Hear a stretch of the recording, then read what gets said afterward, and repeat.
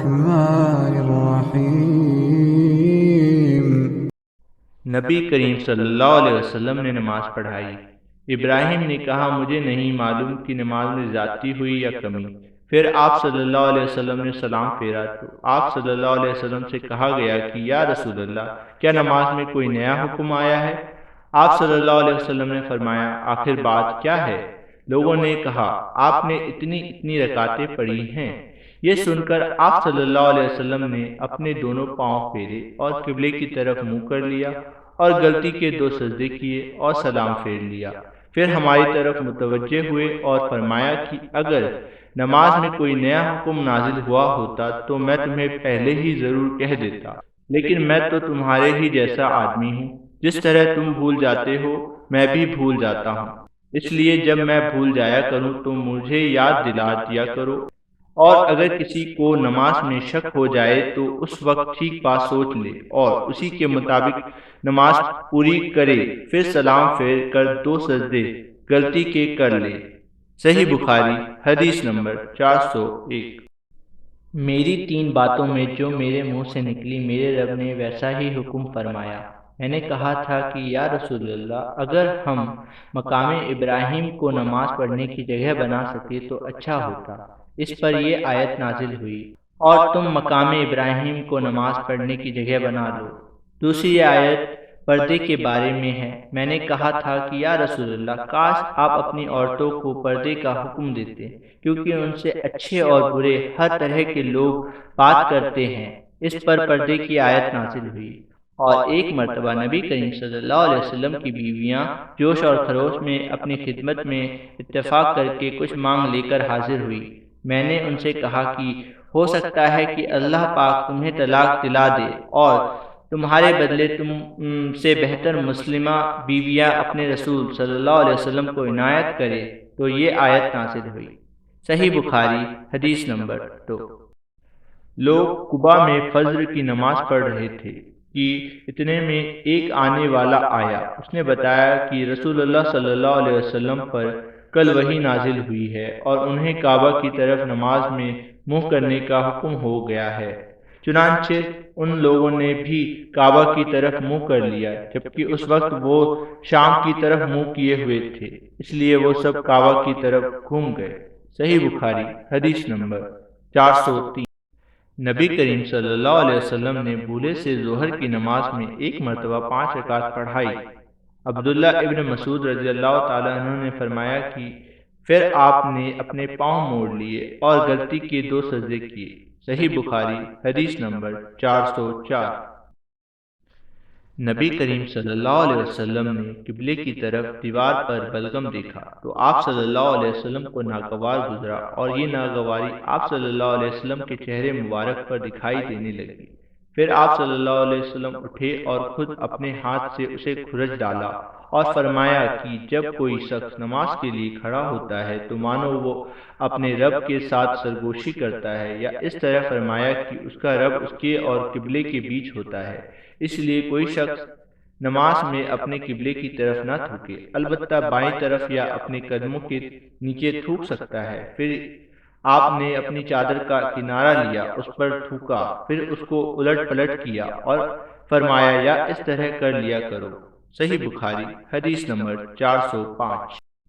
رسول اللہ صلی اللہ علیہ وسلم نے فرمایا کیا تمہارا یہ خیال ہے کہ میرا منہ نماز میں قبلے کی طرف ہے؟ اللہ کی قسم مجھ سے نہ تمہارا ڈر چھپتا ہے، نہ رکوع میں اپنی پیٹھ کے پیچھے سے تم کو دیکھتا رہتا ہوں۔ صحیح بخاری حدیث نمبر 418۔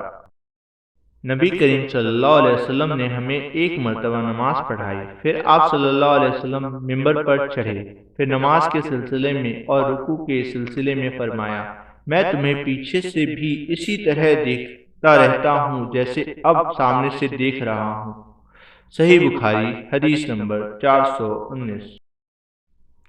رسول اللہ صلی اللہ علیہ وسلم نے ان گھوڑوں کی جنہیں جہاد کے لیے تیار کیا گیا تھا مقام حافیہ سے دوڑ کرائی۔ اس دوڑ کی حد ثنیۃ الوداع تھی اور جو گھوڑے ابھی تیار نہیں ہوئے تھے ان کی دوڑ ثنیۃ الوداع سے مسجد بنی زکیر تک کرائی۔ عبداللہ ابن عمر رضی اللہ تعالیٰ عنہ نے بھی اس گھوڑے دوڑ میں شرکت کی تھی۔ صحیح بخاری حدیث نمبر 420۔ نبی کریم صلی اللہ علیہ وسلم کے پاس بحرین سے رقم آئی۔ آپ صلی اللہ علیہ وسلم نے فرمایا کہ اسے مسجد میں ڈال دو، اور یہ رقم اس تمام رقم سے بھی زیادہ تھی جو اب تک آپ صلی اللہ علیہ وسلم کی خدمت میں آ چکی تھی۔ پھر آپ صلی اللہ علیہ وسلم نماز کے لیے تشریف لے گئے اور اس کی طرف کوئی توجہ نہیں فرمائی۔ جب آپ صلی اللہ علیہ وسلم نماز پوری کر چکے تو آ کر مال کے پاس بیٹھ گئے اور اسے تقسیم کرنا شروع فرما دیا۔ اس وقت جسے بھی آپ صلی اللہ علیہ وسلم دیکھتے اسے عطا فرما دیتے۔ اتنے میں عباس رضی اللہ تعالیٰ عنہ حاضر ہوئے اور بولے کہ یا رسول اللہ، مجھے بھی عطا کیجیے، کیونکہ میں نے غزوہ بدر میں اپنا بھی فدیہ دیا تھا اور عقیل کا بھی، اس لیے میں بوجھ تلے ہوں۔ رسول اللہ صلی اللہ علیہ وسلم نے فرمایا کہ لے لیجیے۔ انہوں نے اپنے کپڑے میں روپیہ بھر لیا اور اسے اٹھانے کی کوشش کی، لیکن وزن کی زیادتی کی وجہ سے وہ نہ اٹھا سکے اور کہنے لگے یا رسول اللہ، کسی کو میری مدد کے لیے کہہ دیجیے۔ آپ صلی اللہ علیہ وسلم نے فرمایا نہیں، یہ نہیں ہو سکتا۔ انہوں نے کہا کہ پھر آپ ہی اٹھوا دیجیے۔ آپ صلی اللہ علیہ وسلم اس پر بھی انکار کیا۔ تب عباس رضی اللہ تعالیٰ عنہ نے اس میں سے تھوڑا سا گرا دیا اور باقی کو اٹھانے کی کوشش کی، لیکن اب بھی نہ اٹھا سکے۔ پھر فرمایا کہ یا رسول اللہ، کسی کو میری مدد کرنے کا حکم دیجیے۔ آپ صلی اللہ علیہ وسلم نے انکار فرما دیا تو انہوں نے کہا کہ پھر آپ ہی اٹھوا دیجیے، لیکن آپ صلی اللہ علیہ وسلم نے اس سے بھی انکار کیا۔ تب انہوں نے اس میں سے تھوڑا سا روپیہ گرا دیا اور اسے اٹھا کر اپنے کندھے پر رکھ لیا اور چلنے لگے۔ رسول اللہ صلی اللہ علیہ وسلم کو ان کے اس لالچ پر اتنا تعجب ہوا کہ آپ صلی اللہ علیہ وسلم اس وقت تک ان کی طرف دیکھتے رہے جب تک وہ ہماری نظر سے غائب نہیں ہو گئے، اور آپ صلی اللہ علیہ وسلم بھی وہاں سے اس وقت تک نہ اٹھے جب تک کہ ایک درہم بھی باقی نہیں رہا۔ صحیح بخاری حدیث نمبر 421۔ میں نے رسول اللہ صلی اللہ علیہ وسلم کو مسجد میں پایا۔ آپ صلی اللہ علیہ وسلم کے پاس اور بھی کئی لوگ تھے۔ میں کھڑا ہو گیا تو نبی کریم صلی اللہ علیہ وسلم نے مجھ سے پوچھا کہ کیا تجھ کو ابو طلحہ نے بھیجا ہے؟ میں نے کہا جی ہاں۔ آپ صلی اللہ علیہ وسلم نے پوچھا کہ کھانے کے لیے بلایا ہے؟ میں نے کہا جی ہاں۔ تب آپ صلی اللہ علیہ وسلم نے اپنے قریب موجود لوگوں سے فرمایا کہ چلو۔ سب حضرات چلنے لگے اور میں ان کے آگے آگے چل رہا تھا۔ صحیح بخاری حدیث نمبر 422۔ ایک شخص نے کہا یا رسول اللہ، اس شخص کے بارے میں فرمائیے جو اپنی بیوی کے ساتھ کسی غیر مرد کو برا کام کرتے ہوئے دیکھتا ہے، کیا اسے مار ڈالنا چاہیے؟ آخر اس مرد نے اپنی بیوی کے ساتھ مسجد میں لیان کیا اور اس وقت میں موجود تھا۔ صحیح بخاری حدیث نمبر 423۔ نبی کریم صلی اللہ علیہ وسلم ان کے گھر تشریف لائے۔ آپ صلی اللہ علیہ وسلم نے پوچھا کہ تم اپنے گھر میں کہاں پسند کرتے ہو کہ تمہارے لیے نماز پڑھوں؟ اتبان نے بیان کیا کہ میں نے ایک جگہ کی طرف اشارہ کیا۔ پھر نبی کریم صلی اللہ علیہ وسلم نے تکبیر کہی اور ہم نے آپ صلی اللہ علیہ وسلم کے پیچھے صف باندھی۔ پھر آپ صلی اللہ علیہ وسلم نے 2 رکعت نماز نفل پڑھائی۔ صحیح بخاری حدیث نمبر 424۔ اتبان بن مالک انصاری رضی اللہ تعالیٰ عنہ رسول اللہ صلی اللہ علیہ وسلم کے صحابی اور غزوہ بدر کے حاضر ہونے والوں میں سے تھے۔ وہ نبی کریم صلی اللہ علیہ وسلم کی خدمات میں حاضر ہوئے اور کہا یا رسول اللہ، میری آنکھوں کی روشنی میں کچھ فرق آ گیا ہے اور میں اپنی قوم کے لوگوں کو نماز پڑھایا کرتا ہوں، لیکن جب برسات کا موسم آتا ہے تو میری قوم کے بیچ جو وادی ہے وہ بھر جاتی ہے اور بہنے لگ جاتی ہے اور میں انہیں نماز پڑھانے کے لیے مسجد تک نہیں جا سکتا۔ یا رسول اللہ، میری خواہش ہے کہ آپ میرے گھر تشریف لائیں اور کسی جگہ نماز پڑھا دیں تاکہ میں اسے نماز پڑھنے کی جگہ بنا لوں۔ راوی نے کہا کہ رسول اللہ صلی اللہ علیہ وسلم نے اتبان سے فرمایا انشاءاللہ میں تمہاری اس خواہش کو پورا کروں گا۔ اتبان نے کہا کہ دوسرے دن رسول اللہ صلی اللہ علیہ وسلم اور ابو بکر صدیق رضی اللہ تعالی عنہ جب دن چڑھا تو دونوں تشریف لے آئے اور رسول اللہ صلی اللہ علیہ وسلم نے اندر آنے کی اجازت چاہی، میں نے اجازت دے دی۔ جب آپ صلی اللہ علیہ وسلم گھر میں تشریف لائے تو بیٹھے بھی نہیں اور پوچھا کہ تم اپنے گھر کے کس حصے میں مجھ سے نماز پڑھنے کی خواہش کرتے ہو؟ اتبان نے کہا کہ میں نے گھر میں ایک کونے کی طرف اشارہ کیا تو رسول اللہ صلی اللہ علیہ وسلم اس جگہ کھڑے ہوئے اور تکبیر کہی، ہم بھی آپ کے پیچھے کھڑے ہو گئے اور صف باندھی۔ اس لیے آپ صلی اللہ علیہ وسلم نے 2 رکعت نفل نماز پڑھائی، پھر سلام پھیرا۔ اتبان نے کہا کہ ہم نے آپ کو تھوڑی دیر کے لیے روکا اور آپ کی خدمت میں حلیم پیش کیا جو آپ ہی کے لیے تیار کیا گیا تھا۔ اتبان نے کہا کہ محلے والوں کا ایک مجمع گھر میں لگ گیا۔ مجمع میں سے ایک شخص بولا کہ مالک بن خدسن یا یہ کہا کہ ابن خدسن دکھائی نہیں دیتا۔ اس پر کسی دوسرے نے کہا کہ وہ تو منافق ہے جسے اللہ اور رسول سے کوئی محبت نہیں۔ رسول اللہ صلی اللہ علیہ وسلم نے یہ سن کر فرمایا ایسا مت کہو، کیا تم دیکھتے نہیں کہ اس نے لا الہ الا اللہ کہا ہے اور اس سے مقصد خالص اللہ کی رضا مندی حاصل کرنا ہے؟ تب منافق کا الزام لگانے والا بولا کہ اللہ اور اس کے رسول کو زیادہ علم ہے، ہم تو باہر اس کی توجہات اور دوستی منافقوں ہی کے ساتھ دیکھتے ہیں۔ رسول اللہ صلی اللہ علیہ وسلم نے فرمایا کہ اللہ تعالیٰ نے لا الہ کہنے والے پر ہر اس کا مقصد خالص اللہ کی رضا حاصل کرنا ہو دوزخ کی آگ حرام کر دی ہے۔ ابن صاحب نے کہا کہ پھر میں نے محبوب سے سن کر حسنین بن محمد انصاری سے جو بنو سالم کے شریف لوگوں میں سے ہے اس حدیث کے متعلق پوچھا تو انہوں نے اس کی تصدیق کی اور کہا کہ محمود سچا ہے۔ صحیح بخاری حدیث نمبر 425۔ رسول اللہ صلی اللہ علیہ وسلم اپنے تمام کاموں میں جہاں تک ممکن ہوتا دائیں طرف سے شروع کرنے کو پسند فرماتے، پاکیزگی کے وقت بھی، کنگھا کرنے اور جوتا پہننے میں بھی۔ صحیح بخاری حدیث نمبر 426۔ ام حبا اور ام سلمہ رضی اللہ تعالی عنہ دونوں نے ایک کلیسا کا ذکر کیا جسے انہوں نے حبشہ میں دیکھا تو اس میں مورت تصویر تھی۔ انہوں نے اس کا تذکرہ نبی کریم صلی اللہ علیہ وسلم سے بھی کیا۔ آپ صلی اللہ علیہ وسلم نے فرمایا کہ ان کا یہ قاعدہ تھا کہ اگر ان میں سے کوئی نیکوکار نیک شخص مر جاتا تو وہ لوگ اس کی قبر پر مسجد بناتے اور اس میں یہی مورتیں بنا لیتے، اس لیے یہ لوگ اللہ کی نگاہ میں قیامت کے دن تمام مخلوق میں برے ہوں گے۔ صحیح بخاری حدیث نمبر 427۔ جب نبی کریم صلی اللہ علیہ وسلم مدینے تشریف لائے تو یہاں کے بلند حصے میں بنی عمرو بن عوف کے یہاں آپ اترے اور یہاں 24 راتیں قیام فرمایا۔ پھر آپ صلی اللہ علیہ وسلم نے بنو نجار کو بلا بھیجا تو وہ لوگ تلواریں لٹکائے ہوئے آئے۔ انس نے کہا مانو میری نظروں کے سامنے نبی کریم صلی اللہ علیہ وسلم اپنی سواری پر تشریف فرما ہے، جبکہ ابو بکر صدیق رضی اللہ تعالیٰ عنہ آپ صلی اللہ علیہ وسلم کے پیچھے بیٹھے ہوئے ہیں اور بنو نجار کے لوگ آپ صلی اللہ علیہ وسلم کے چاروں طرف ہیں، یہاں تک کہ آپ صلی اللہ علیہ وسلم ابو ایوب کے گھر کے سامنے اترے اور آپ صلی اللہ علیہ وسلم نے پسند کرتے تھے کہ جہاں بھی نماز کا وقت آ جائے فوراً نماز ادا کر لے۔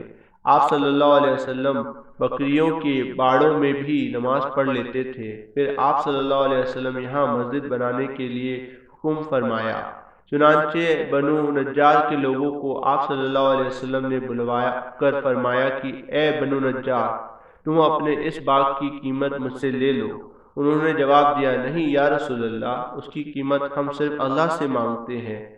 انس رضی اللہ تعالیٰ عنہ نے بیان کیا کہ میں جیسا کہ تمہیں بتا رہا تھا یہاں مشرکین قبریں تھی، اس باغ میں ایک ویران جگہ تھی اور کچھ کھجور کے پیڑ بھی تھے، اس لیے نبی کریم صلی اللہ علیہ وسلم نے مشرکین کی قبروں کو اکھڑوا دیا، ویرانہ کو صاف اور برابر کرا اور پیڑوں کو کٹوا کر ان کی لکڑیوں کو مسجد کے قبلے کی طرف بچھا دیا اور پتھروں کے ذریعے انہیں مضبوط بنا دیا۔ صحابہ پتھر اٹھاتے ہوئے رج بہادری پیدا کروانے والے کلام پڑھتے تھے اور نبی کریم صلی اللہ علیہ وسلم بھی ان کے ساتھ تھے اور کہہ رہے تھے کہ اے اللہ، آخرت کے فائدے کے علاوہ اور کوئی فائدہ نہیں، اس لیے انصار اور مہاجرین کی مغفرت فرما۔ صحیح بخاری حدیث نمبر 428۔ نبی کریم صلی اللہ علیہ وسلم بکریوں کے باڑے میں نماز پڑھتے تھے۔ ابو ایوب یا صوبہ نے کہا، پھر میں نے انس کو یہ کہتے ہوئے سنا کہ نبی کریم صلی اللہ علیہ وسلم بکریوں کے باڑے میں مسجد کی تعمیر سے پہلے نماز پڑھا کرتے تھے۔ صحیح بخاری حدیث نمبر 429۔ میں نے ابن عمر رضی اللہ تعالیٰ عنہ کو اپنے اونٹنی کی طرف نماز پڑھتے دیکھا اور انہوں نے فرمایا کہ میں نے نبی کریم صلی اللہ علیہ وسلم کو اسی طرح پڑھتے دیکھا تھا۔ صحیح بخاری حدیث نمبر 430۔ سورج گرہن ہوا تو نبی کریم صلی اللہ علیہ وسلم نے نماز پڑھی اور فرمایا کہ مجھے آگ دوزخ دکھلائی گئی، اس سے زیادہ بھیانک منظر میں نے کبھی نہیں دیکھا۔ صحیح بخاری حدیث نمبر 431۔ نبی کریم صلی اللہ علیہ وسلم نے فرمایا، اپنے گھروں میں بھی نماز پڑھا کرو اور انہیں بالکل مقبرہ نہ بنا لو۔ صحیح بخاری حدیث نمبر 432۔ رسول اللہ صلی اللہ علیہ وسلم نے فرمایا، ان عذاب والوں کے آثار سے اگر تمہارا گزر ہو تو روتے ہوئے گزرو، اگر اس موقع پر تم رو نہ سکو تو ان سے گزرو ہی نہیں، ایسا نہ ہو کہ تم پر بھی ان کا سا عذاب آ جائے۔ صحیح بخاری حدیث نمبر 433۔ ام سلمہ رضی اللہ تعالیٰ عنہ نے نبی کریم صلی اللہ علیہ وسلم سے ایک گرجا کا ذکر کیا جس کو انہوں نے حبشہ کے ملک میں دیکھا، اس کا نام ماریہ تھا، اس میں جو مورتیں دیکھی تھی وہ بیان کی۔ اس پر رسول اللہ صلی اللہ علیہ وسلم نے فرمایا کہ یہ ایسے لوگ تھے کہ اگر ان میں سے کوئی نیک بندہ یا یہ فرمایا کہ نیک آدمی مر جاتا تو اس کی قبر پر مسجد بناتے اور اس میں یہ بت رکھتے، یہ لوگ اللہ کے نزدیک ساری مخلوق سے بدتر ہے۔ صحیح بخاری حدیث نمبر 434۔ جب نبی کریم صلی اللہ علیہ وسلم مرجۃ الموت میں مبتلا ہوئے تو آپ صلی اللہ علیہ وسلم اپنی چادر کو بار بار چہرے پر ڈالتے، جب کچھ فائدہ ہوتا تو اپنے مبارک چہرے سے چادر ہٹا دیتے۔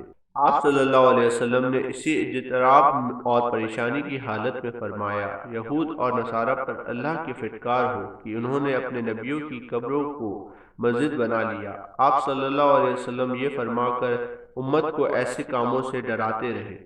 صحیح بخاری حدیث نمبر 435۔ جب نبی کریم صلی اللہ علیہ وسلم مرجۃ الموت میں مبتلا ہوئے تو آپ صلی اللہ علیہ وسلم اپنی چادر کو بار بار چہرے پر ڈالتے، جب کچھ فائدہ ہوتا تو اپنے مبارک چہرے سے چادر ہٹا دیتے۔ آپ صلی اللہ علیہ وسلم نے اسی اضطراب اور پریشانی کی حالت میں فرمایا، یہود اور نصارہ پر اللہ کی پھٹکار ہو کہ انہوں نے اپنے نبیوں کی قبروں کو مسجد بنا لیا۔ آپ صلی اللہ علیہ وسلم یہ فرما کر امت کو ایسے کاموں سے ڈراتے رہے۔ صحیح بخاری حدیث نمبر 436۔ رسول اللہ صلی اللہ علیہ وسلم نے فرمایا، یہودیوں پر اللہ کی لعنت ہو، انہوں نے اپنے نبیوں کی قبروں کو مسجد بنا لیا۔ صحیح بخاری حدیث نمبر 437۔ رسول اللہ صلی اللہ علیہ وسلم نے فرمایا، مجھے 5 ایسی چیزیں عطا کی گئی ہے جو مجھ سے پہلے نبیوں کو نہیں دی گئی تھی۔ پہلا، 1 مہینے کی راہ سے میرا روب ڈال کر میری مدد کی گئی۔ دوسرا، میرے لیے تمام زمین میں نماز پڑھنے اور پاکی حاصل کرنے کی اجازت ہے، اس لیے میرے امت کے جس آدمی کی نماز کا وقت جہاں بھی آ جائے اسے وہی نماز پڑھ لینا چاہیے۔ تیسرا، میرے لیے مال غنیمت حلال کیا گیا۔ چوتھا، پہلے نبی خاص اپنی قوموں کی ہدایت کے لیے بھیجے جاتے تھے، لیکن مجھے دنیا کے تمام انسانوں کی ہدایت کے لیے بھیجا گیا ہے۔ پانچواں، مجھے شفاعت عطا کی گئی ہے۔ صحیح بخاری حدیث نمبر 438۔ عرب کے کسی قبیلے کی ایک کالی لونڈی تھی، انہوں نے اسے آزاد کر دیا تھا اور وہ انہی کے ساتھ رہتی تھی۔ اس نے بیان کیا کہ ایک بار ان کی ایک لڑکی جو دلہن تھی نہانے کو نکلی، اس کا کمر بند سرخ تسموں کا تھا، اس نے وہ کمر بند اتار کر رکھ دیا یا اس کے بدن سے گر گیا، پھر اس طرف سے ایک چیل گزری جہاں کمر بند پڑا تھا، چیل اسے سرخ رنگ کی وجہ سے گوشت سمجھ کر جھپٹ لی گئی۔ بعد میں قبیلے والوں نے اسے بہت تلاش کیا لیکن کہیں نہ ملا۔ ان لوگوں نے اس کی تہمت مجھ پر لگا دی اور میری تلاشی لینی شروع کر دی، یہاں تک کہ انہوں نے اس کی شرمگاہ تک کی تلاشی لی۔ اس نے بیان کیا کہ اللہ کی قسم میں ان کے ساتھ اسی حالت میں کھڑی تھی کہ وہی چیل آئی اور اس نے ان کا وہ کمر بند گرا دیا۔ وہ ان کے سامنے ہی گرا۔ میں نے اسے دیکھ کر کہا، یہی تو تھا جس کی تم مجھ پر تہمت لگاتے تھے، تم لوگوں نے مجھ پر اس کا الزام لگایا تھا، حالانکہ میں اس سے پاک تھی، یہی تو ہے وہ کمر بند۔ اس لونڈی نے کہا کہ اس کے بعد میں رسول اللہ صلی اللہ علیہ وسلم کی خدمت میں حاضر ہوئی اور اسلام لائی۔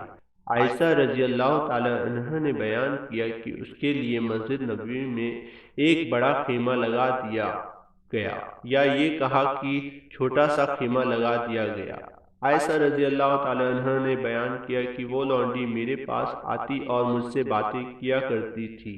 جب بھی وہ میرے پاس آتی تو یہ ضرور کہتی کہ کمر بند کا دن ہمارے رب کی عجیب نشانیوں میں سے ایک ہے، اسی نے مجھے کفر کے ملک سے نجات دی۔ عائشہ رضی اللہ تعالی عنہ فرماتی ہیں کہ میں نے اس سے کہا، آخر بات کیا ہے؟ جب بھی تم میرے پاس بیٹھتی ہو تو یہ بات ضرور کہتی ہو۔ آپ نے بیان کیا کہ پھر اس نے مجھے یہ قصہ سنایا۔ صحیح بخاری حدیث نمبر 439۔ وہ اپنی نوجوانی میں جبکہ ان کے بیوی بچے نہیں تھے، نبی کریم صلی اللہ علیہ وسلم کی مسجد میں سویا کرتے تھے۔ صحیح بخاری حدیث نمبر 440۔ رسول اللہ صلی اللہ علیہ وسلم فاطمہ رضی اللہ تعالیٰ عنہ کے گھر تشریف لائے، دیکھا کہ علی رضی اللہ تعالیٰ عنہ گھر میں موجود نہیں ہیں۔